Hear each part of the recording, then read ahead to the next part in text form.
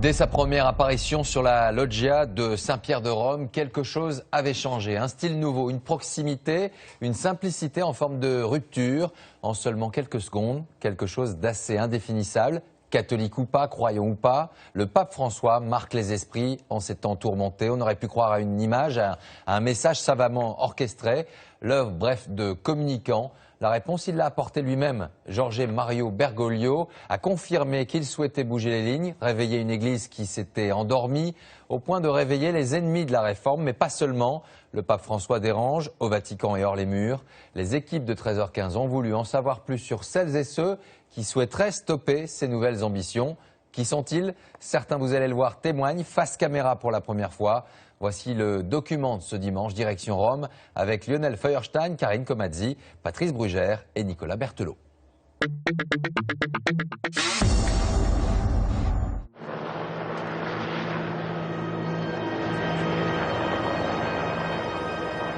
Ce matin, le Parlement européen a des allures de quartier de haute sécurité.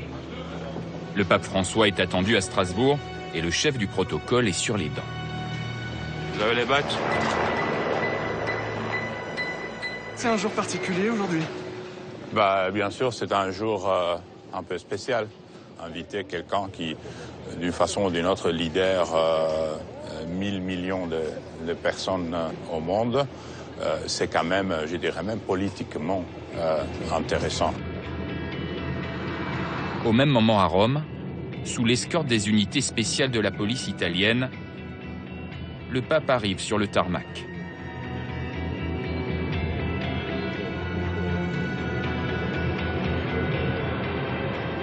Nous avons glissé notre caméra dans le voyage. Ce pape qu'on dit révolutionnaire et populaire intrigue, autant qu'il dérange.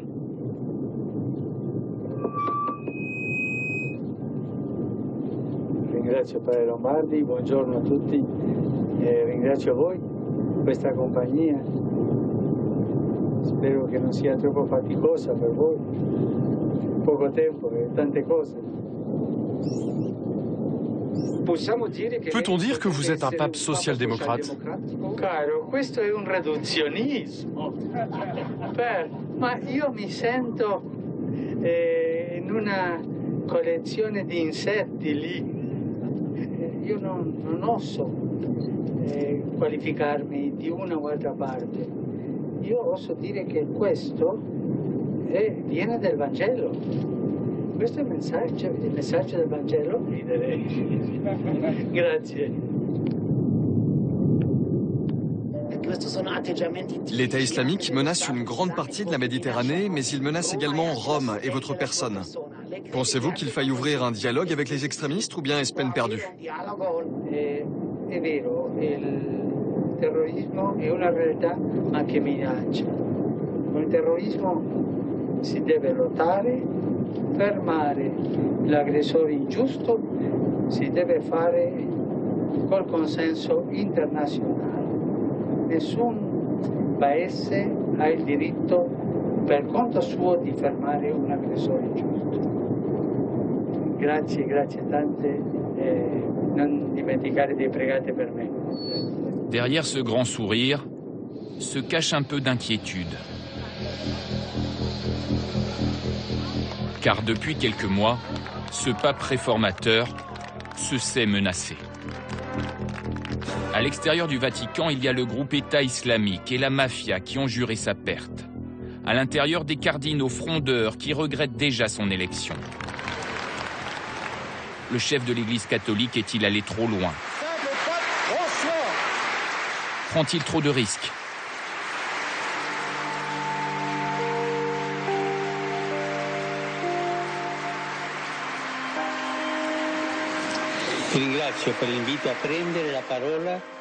Nous sommes partis sur les traces des ennemis du pape.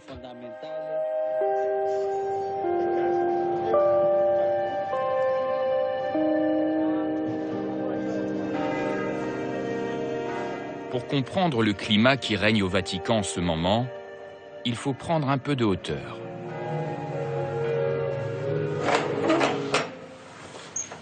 On libère les esprits De la terrasse de son église romaine, le père François Bousquet a une vue imprenable sur les appartements du pape. On voit là-bas Saint-Pierre. On ne voit plus l'appartement du pape puisque dans la cour Saint-Damas à droite, il y avait les appartements du pape et maintenant il habite derrière dans la résidence Sainte-Marthe qu'on ne voit pas. Le pape François n'habite pas le palais luxueux de ses prédécesseurs, mais un 2 pièces, dans une simple bâtisse située à l'opposé. La résidence hôtelière Sainte-Marthe accueille habituellement les visiteurs du Saint-Siège. Le symbole est fort et en a surpris plus d'un. Rompre avec les habitudes du passé est devenu une obsession pour le pape. Première cible, la curie. Un gouvernement qu'il juge corrompu, pléthorique et sclérosé.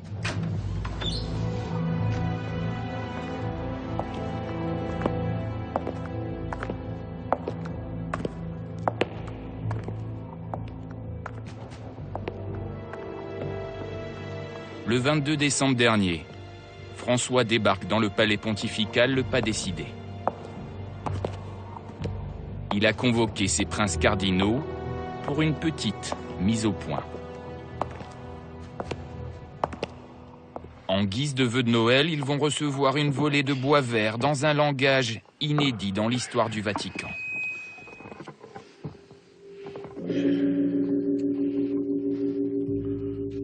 La curia è chiamata a migliorarsi, come ogni corpo umano, è esposta anche alle malattie. La malattia dell'Alzheimer spirituale, la malattia della rivalità e della vanagloria, la malattia delle chiacchiere, la malattia delle persone vegliacce, parlano dietro le spalle. Fratelli, guardiamoci dal terrorismo delle chiacchiere. La malattia del profitto mundano, la malattia della faccia funerea. Non perdiamo dunque quello spirito gioioso, pieno di humor e persino autoironico. Quanto bene ci fa una buona dose di sano umorismo. Tanti auguri di un Santo Natale a tutti voi. E per favore non dimenticate di pregare per me. Grazie di cuore. Un pavé dans le bénitier.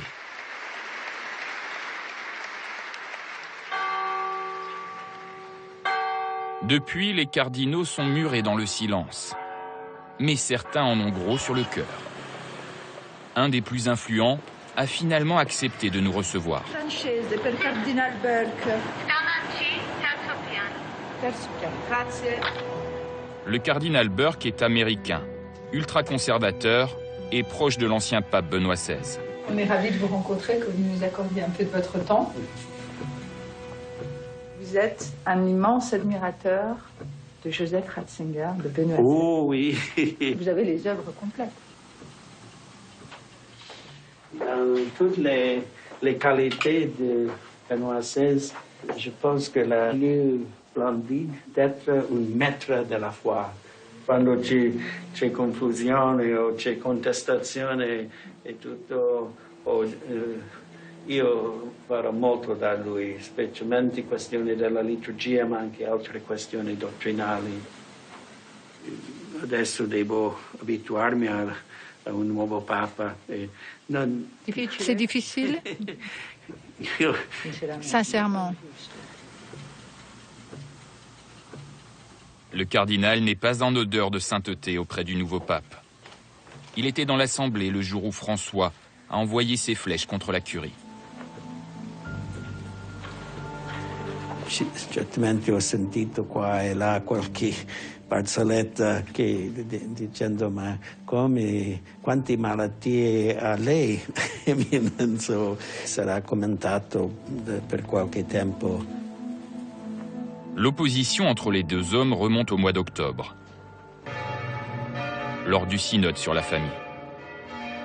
À l'ordre du jour, certaines questions provoquent des remous chez les évêques, comme la communion des divorcés remariés ou la reconnaissance des couples homosexuels. Un cardinale mi ha scritto dicendo: peccato che alcuni cardinali non hanno avuto il coraggio di dire alcune cose. Questo non va bene. Questo non è sinodalità. Perché bisogna dire tutto quello che nel Signore si sente di dover dire. Plusieurs cardinaux conservateurs se lancent alors dans une croisade pour défendre la famille traditionnelle. Parmi eux, Müller, Brandmüller et Caffarra. Le cardinal Burke, lui, prend la tête des frondeurs.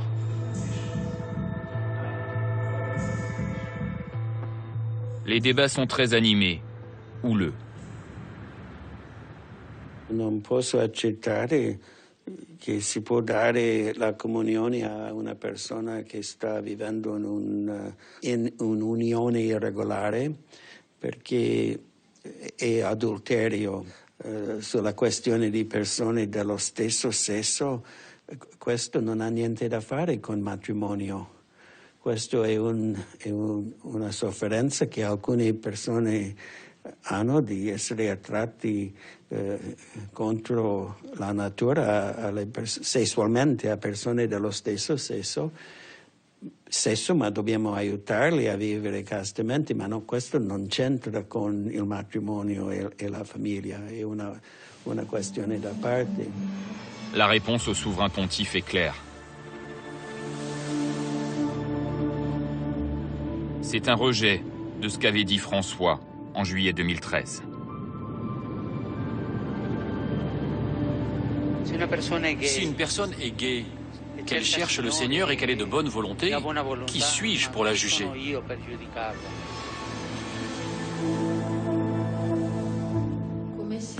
Comment pensez-vous remettre le pape François dans le droit chemin? Questo anche uno deve essere molto attento riguardo al potere del Papa.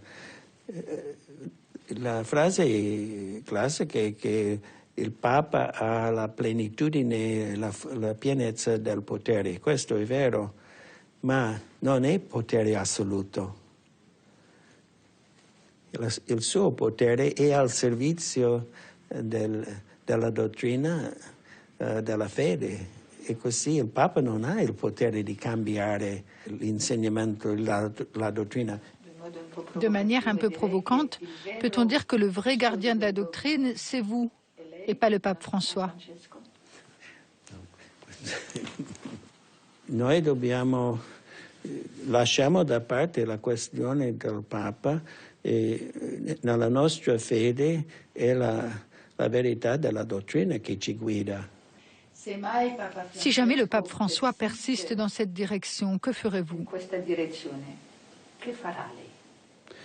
Resisterò, non posso fare altro. Non c'è dubbio che è un tempo difficile, questo è chiaro. Questo è chiaro. C'est douloureux? Sì. Préoccupant? Sì. Selon vous, aujourd'hui, l'Église catholique est menacée en tant qu'institution? Il Signore ci ha assicurato, come ha assicurato San Pietro nel Vangelo, che le forze del male non prevarranno, non prevalevano, noi diciamo in latino, che le forze del male non avrà, diciamo, la vittoria sulla Chiesa.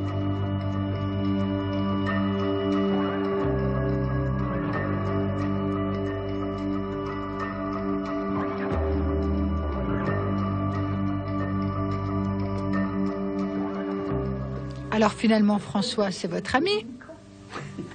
Io non vorrei fare del Papa un nemico, certamente.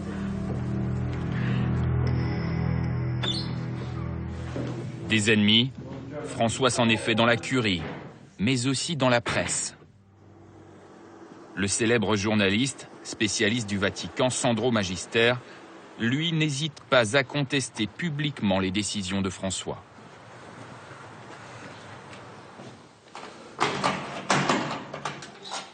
Un pape qu'il juge plus cathodique que catholique.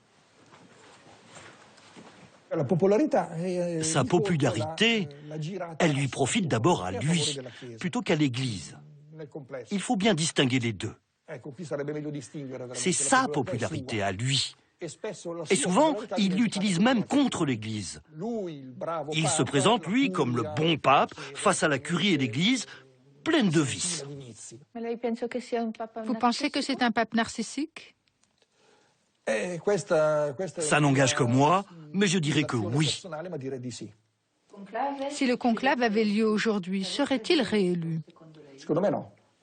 D'après moi, non. Non, parce que parmi ses électeurs, il y en a qui se posent ouvertement des questions sur la pertinence de leur vote. François est devenu une cible à l'extérieur du Vatican.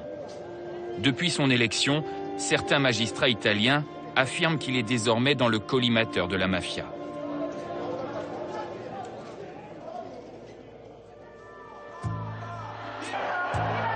« 21 juin 2014, coup de tonnerre en Calabre. Le berceau de la puissante 'ndrangheta, la mafia italienne. Devant 100 000 personnes, le pape François prend la parole et appuie sur la gâchette spirituelle. La 'ndrangheta è questo, adorazione del male. Coloro che nella loro vita hanno questa strada a male, come sono i mafiosi, non sono in comunione con Dio, sono scomunicati. L'excommunication. Des mafieux privés de sacrement. Jamais un pape n'était allé aussi loin. Pour François, il y a urgence, car les parrains tentent d'imposer leurs lois à la société civile, mais aussi à l'Église.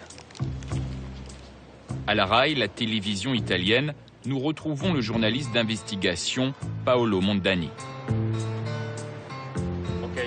Sa salle de montage a vue sur le Saint-Siège. C'est une façon de garder un œil sur le Vatican. Mais pour le Vatican, un œil ne suffit pas. Il en faut plutôt deux. La capacité d'infiltration de la mafia est très forte. Les mafieux se targuent d'être des catholiques croyants et surtout d'être les plus fervents. Ils se vantent aussi de financer les activités de l'Église au niveau local comme à un niveau plus général. En 2012, cela a donné cette scène incroyable dans une ville proche de Naples. À gauche de l'image, un boss de la Camorra, debout sur son balcon, ordonne à une procession religieuse de s'arrêter au pied de sa maison. L'homme lance alors un baiser à la statue du saint.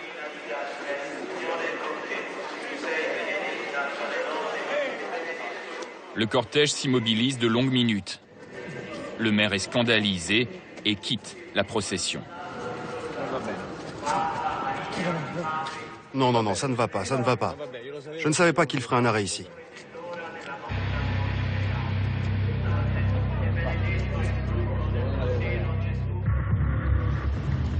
La mafia est un défi pour l'Église, notamment pour ses institutions financières. Pendant des années, la Banque du Vatican, l'IOR, a servi de plateforme de blanchiment pour une partie de l'argent sale du crime organisé. Et pourtant, cette banque, qui gère plus de 6 milliards d'euros d'actifs répartis entre 17 000 comptes, n'est ouverte qu'aux religieux et aux employés du Vatican.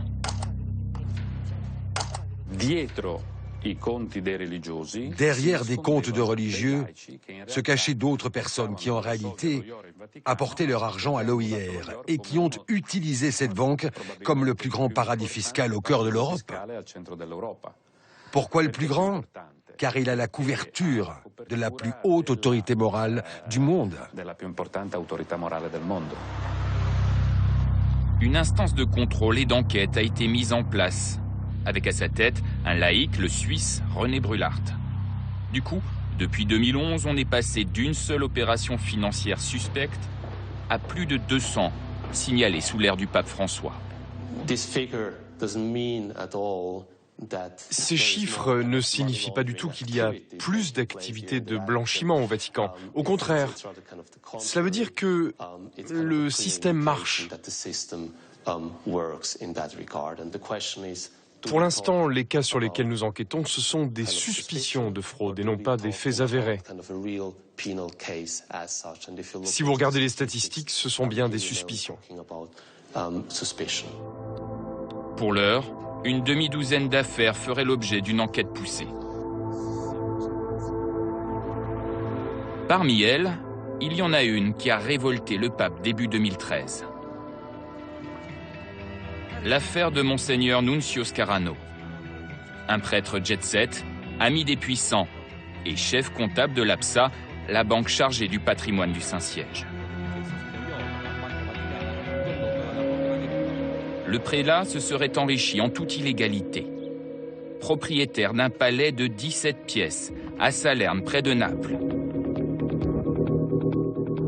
De dizaines de toiles de maître, dont un Chagall. Des porcelaines anciennes, du mobilier antique. Nunzio Scarano possède également des appartements et plusieurs garages dans la ville. Plus de 2 millions d'euros ont été retrouvés sur ses comptes. Il a été arrêté et emprisonné en juin 2013. Cette journaliste italienne de Salerne a couvert toute l'affaire. Il a parlé de donations qui lui ont été faites par des nobles, des princesses, des baronnes, des grands chefs d'entreprise, des armateurs importants de Naples.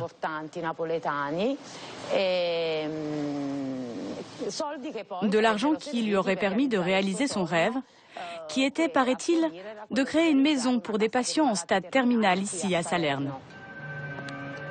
Mais cette maison n'a jamais vu le jour. Ces dons, selon la justice, étaient en fait un prétexte pour blanchir de l'argent. Pendant 10 ans, Nunzio Scarano aurait ainsi joué les intermédiaires pour ses puissants amis, faisant circuler des mallettes d'argent entre la Banque du Vatican et l'extérieur, sans aucun contrôle. Cet argent noir échappait au fisc italien. Il était ensuite recyclé sur d'autres comptes en Italie ou à l'étranger. Plus de 7 millions d'euros auraient ainsi été blanchis. C'est un système parfait de blanchiment finalement? Oui, le fait que ce soit un prêtre en soutane le plaçait évidemment au-dessus de tout soupçon. Depuis, le pape s'est exprimé publiquement sur l'affaire. Nous avons ce monseigneur en prison. Ce n'était pas un saint. Ce sont des scandales qui font mal. Aujourd'hui, Nunzio Scarano n'est plus en prison mais vit dans son palais. Coincé aux arrêts domiciliaires jusqu'à la fin de son procès.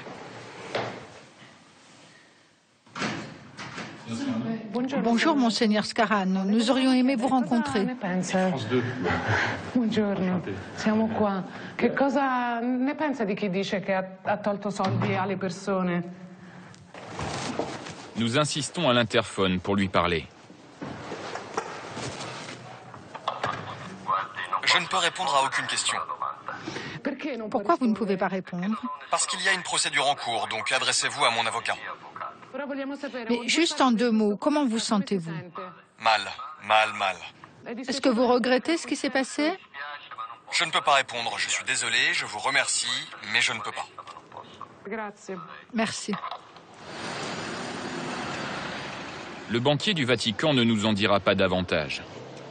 Nous prenons alors rendez-vous avec son avocat au tribunal de Salerne. Comment il fait pour se payer, par exemple, un appartement de 17 pièces, un vrai palais, Monseigneur Scarano? Monseigneur Scarano a reçu tout au long de sa vie des dons en continu. Et pas seulement de ses amis, mais de tant de gens très riches qu'il a connus. Le problème, c'est que si vous fréquentez des gens qui n'ont pas d'argent, c'est sûr que... Est-ce que normalement un homme d'église ne doit pas faire vœu de pauvreté? Parce que là, c'est des sommes considérables. Monseigneur Scarano est millionnaire. Non, les prêtres ne sont pas tenus au vœu de pauvreté. Vous trouvez partout dans l'Église des prêtres bien plus riches que Monseigneur Scarano.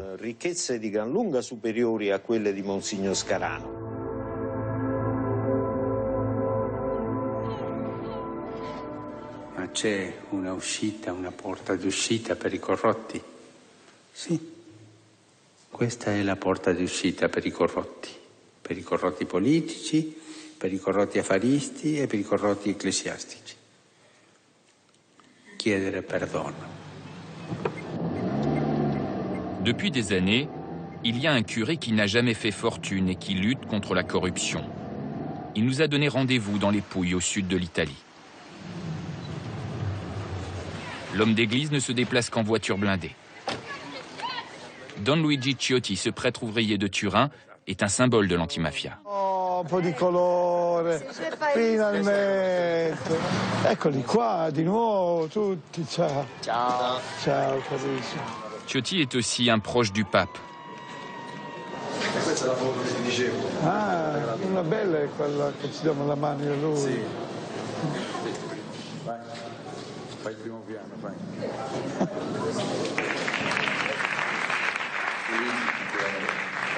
L'Italia ha questa dimensione, corruzione e mafia sono veramente le due facce della stessa medaglia. La prima mafia da combattere è quella che c'è dentro a ciascuno di noi.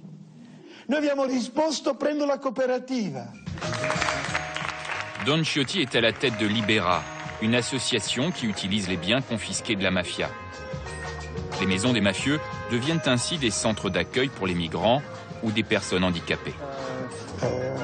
Depuis, le prêtre ouvrier est devenu la bête noire du crime organisé. Comme le pape François, il vit sous sa menace. Dopo le parole chiare di Giovanni Paolo II nella Valle dei Templi, la mafia rispose con le bombe in 2 chiese di Roma e poi l'uccisione di 2 sacerdoti, Don Pino Puglisi e Don Peppino Diana. Dopo le parole del Papa, la condanna a morte espressa da un boss della mafia è stata rivolta a me, che col Papa avevamo vissuto quel momento con i familiari delle vittime. Si è intercettato che Totorina ha dichiarato che a Don Ciotti bisognava fargli fare la fine di Don Pino Puglisi. Ma Don Ciotti è nessuno, perché io rappresento un coordinamento di 1600 realtà, è noi che vince sempre. Questi non è che lo digeriscono facilmente. Un attentat contre le pape est-il possible?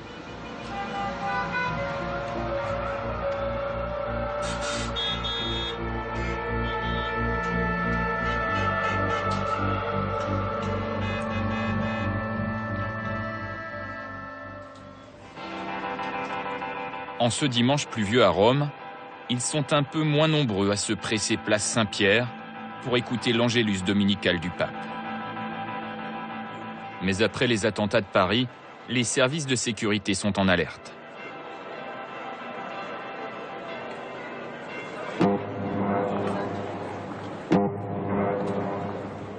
Pour le vaticaniste Marco Politi, le pape est en danger. Eccoci. Mi può dare un attimo un fatto quotidiano di nuovo? Après les attentats en France, certainement la gendarmerie du Vatican maintenant fait des contrôles encore plus sévères.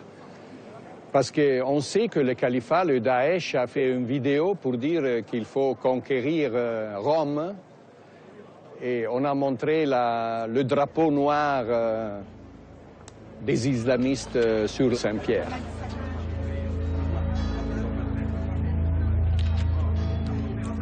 On ne peut jamais exclure qu'il y a un loup solitaire ou des cellules fanatisées qui font quelque chose. Moi, j'étais ici dans l'année 81, quand il y avait l'attentat de Ali Hadja contre Jean-Paul II. Et à l'époque, personne ne pouvait imaginer l'impensable. L'impensable, c'était cet attentat place Saint-Pierre. 3 balles tirées contre le pape, dont une à l'abdomen. Jean-Paul II entre la vie et la mort.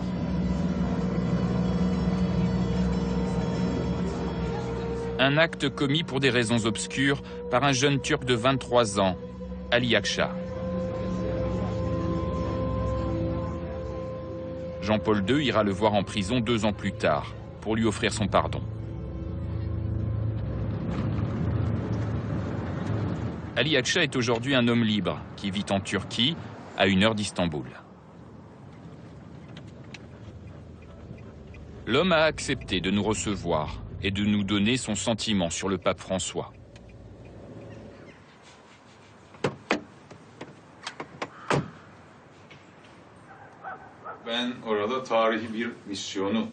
J'avais une mission historique à réaliser. Je devais assassiner le pape.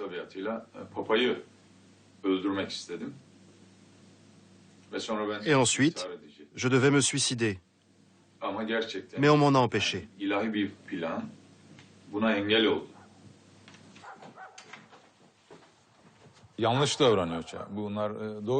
Aujourd'hui, ce pape prend trop de risques inutiles. Le danger peut venir de partout. Il y a des extrémistes ou des psychopathes partout. Il ne devrait pas se mêler à la foule comme il le fait. Quelqu'un comme moi pourrait le cribler de balles. Ou encore, avec un missile Stinger, on pourrait facilement descendre son hélicoptère quand il va à sa résidence de Castel Gandolfo. La menace d'un loup solitaire, d'un fou de Dieu ou d'un kamikaze. Les voyages du pape François se font désormais sous très haute protection. À Istanbul, fin novembre, les tireurs d'élite étaient sur les minarets. Il n'y a eu aucun bain de foule.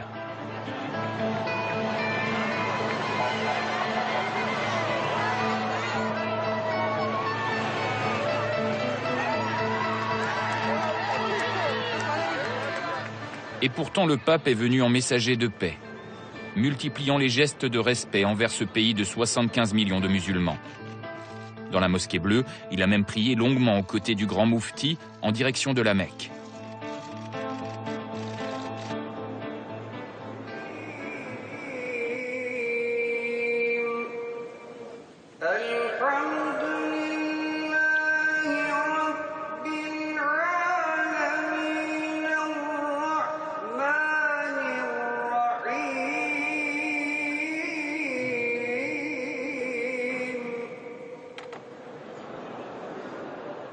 Le moufti a montré au pape ce passage du Coran qui évoque l'amitié et le dialogue avec les chrétiens.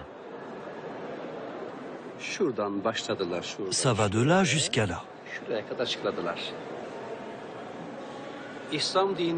L'essence des religions, christianisme inclus, c'est la paix. En ce qui concerne le Coran, le sens de la religion islamique, c'est aussi la paix. Mais quand les gens s'éloignent de l'essence même de l'islam, ils font de fausses interprétations et des contresens. Est-ce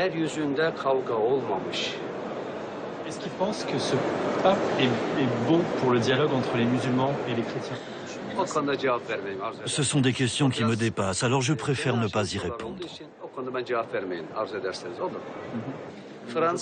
Je salue la France, je salue tous les musulmans, je salue tout le monde.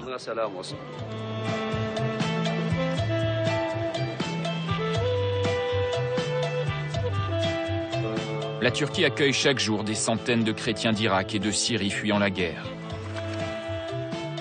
Tous sont en transit, dans l'attente d'une nouvelle terre d'accueil.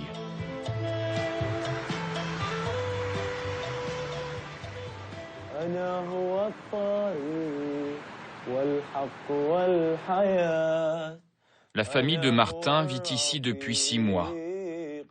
Dans une chanson en araméen, la langue du Christ, il veut témoigner auprès du pape de la détresse de sa communauté. Demain, il chantera pour lui à la cathédrale d'Istanbul.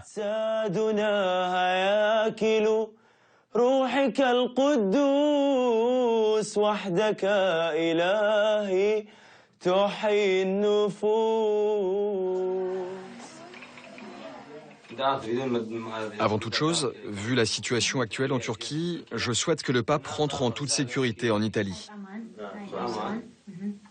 Mais je souhaite aussi qu'il trouve une solution pour les chrétiens, ceux qui sont restés en Irak et ceux qui sont partis.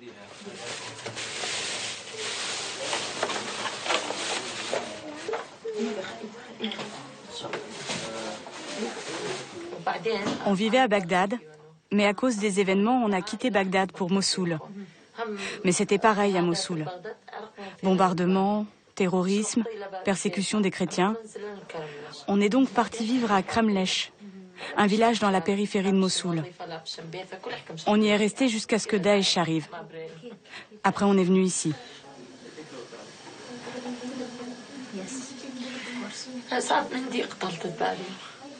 Le pire, c'est qu'ils ont tué mon père et qu'ils l'ont tué chez lui. C'était un homme simple, un homme bon, et ils l'ont tué parce qu'il était chrétien.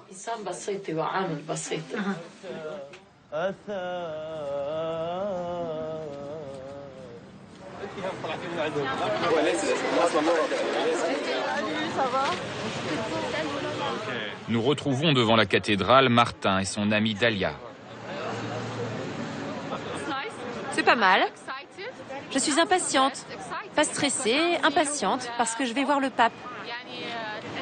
C'est un grand honneur pour nous, les chrétiens d'Irak réfugiés en Turquie.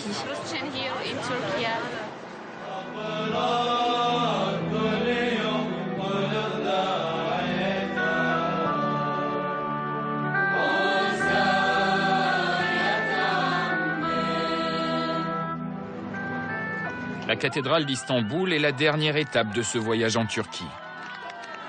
Sur la question des chrétiens d'Orient, François n'a qu'un seul objectif, enrayer leur disparition dans la région. Un combat existentiel pour certains, un vœu pieux pour d'autres. Voilà, c'est fait. Le rêve est devenu réalité. Vous avez un autre vœu, un autre espoir? Mon prochain rêve, tu veux savoir ce que c'est? Oui. J'espère aller dans un autre pays. Un autre pays qui me reçoive comme un être humain, qui me donne mes droits. C'est ça, mon vœu le plus cher. Et pourriez-vous retourner en Irak? Pas question. Je ne le souhaite pas. Jamais de la vie. Et dans un autre pays musulman? Un pays musulman? Je n'ai rien contre les musulmans eux-mêmes. Mais un pays musulman serait trop dur pour moi. Non. Malheureusement, non.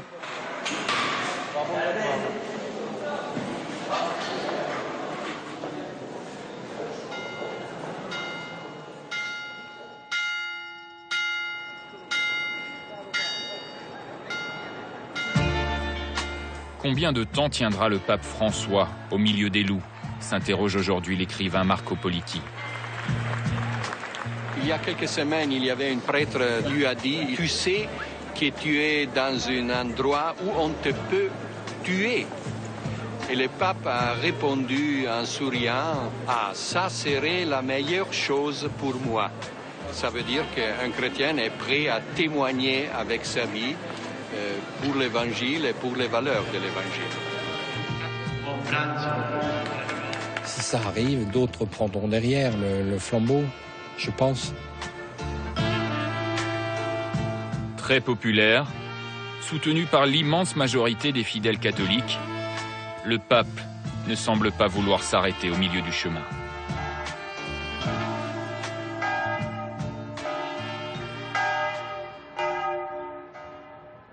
Et voilà pour ce document. Vous le retrouverez sur notre site 13h15, vos commentaires. À ce soir, 20h pour toute l'actualité, avec notamment un invité, le comédien Gilles Lelouch. Passez une belle après-midi. Tout de suite, vous avez rendez-vous avec Michel Drucker qui reçoit Miu Miu.